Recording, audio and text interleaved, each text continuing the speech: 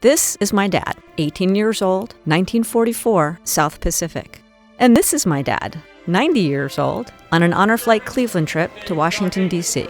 Honor Flights were started right here in Ohio as a way to help the veterans of World War II visit their memorial. Now with chapters in 43 states, Honor Flight also takes veterans of the Korean War.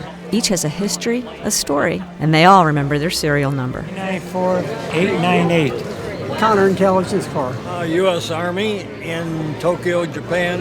LCI 1093. Europe Theater in South Pacific. Like any military endeavor, the journey started very early. A 4 a.m. muster at Cleveland Hopkins, as vets and their guardians got organized, sang the national anthem, and rolled out. The team at Southwest Airlines and other volunteers sent us off brightly, but our folks had no idea what was waiting at the gate in Baltimore. From Cleveland, Ohio, the Cleveland Honor Flight.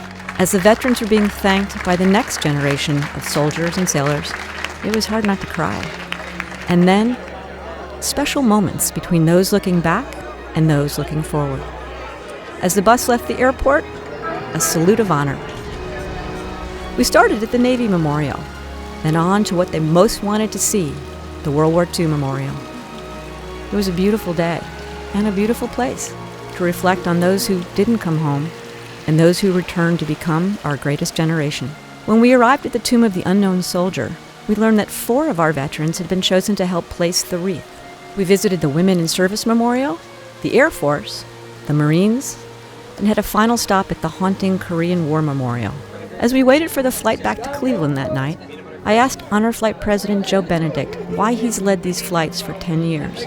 My father was a World War II vet, and he had 50 years with the Navy, and he died the week the memorial opened up, so I do this in his honor. From the volunteers, it brings joy to me to watch them and be with them, to 93-year-old Eileen Dasher, who still likes a man in uniform. My favorite part in the beginning was the cadets. It was an amazing day. And then the men and women who served so bravely were led toward home with the sound of the pipes and a familiar cadence. Mickey Burns, Channel 3 News.